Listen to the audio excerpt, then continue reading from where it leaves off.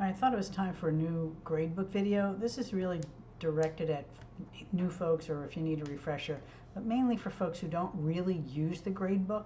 If you use the gradebook all the time and put columns and add, and this is how you keep your grades, you're better off coming in to see me because there are so many things you need to know about the gradebook.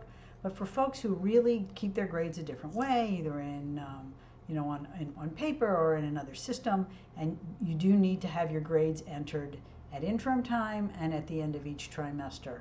So that's really what this is about. So this is a blank gradebook. When you open it up, it shows you, and you also could use your gradebook for attendance every day, even if you don't put grades in it. You can take attendance in here. In this column, on this first set of columns under attendance, if somebody's absent in daily attendance wise from the front office, you'll see that here. And then you can always just click here if somebody's absent or tardy. Well, we used to have on Zoom, but yeah. If you don't want to see the attendance, you can just click it off. But basically, if you only use your gradebook at interims or at the end of a trimester, for interims what you need to do is you need to add a column.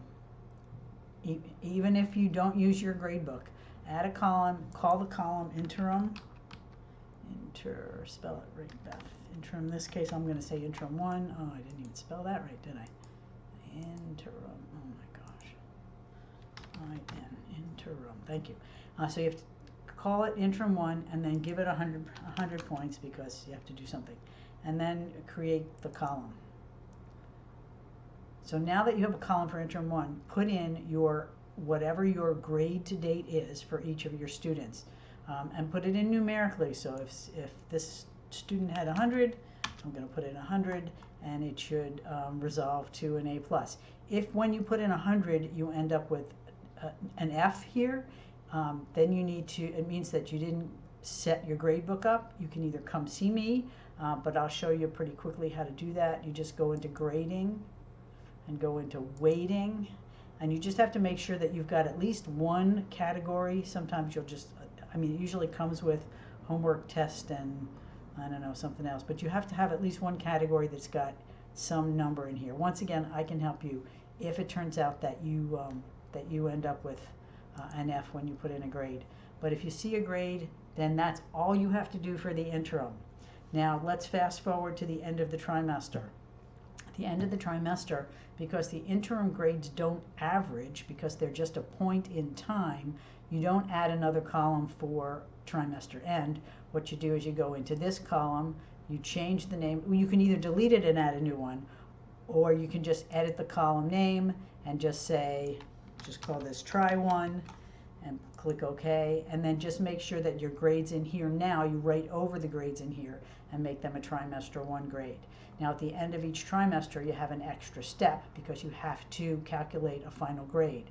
So in order to do that, once you've got your grades in for your end of your trimester, you go up to the view and you're going to go to report card view, and then you have to click this calculate button, or the student's GPA won't advance. This is the only way for us to be able to calculate a GPA, and we do that at the end of each trimester.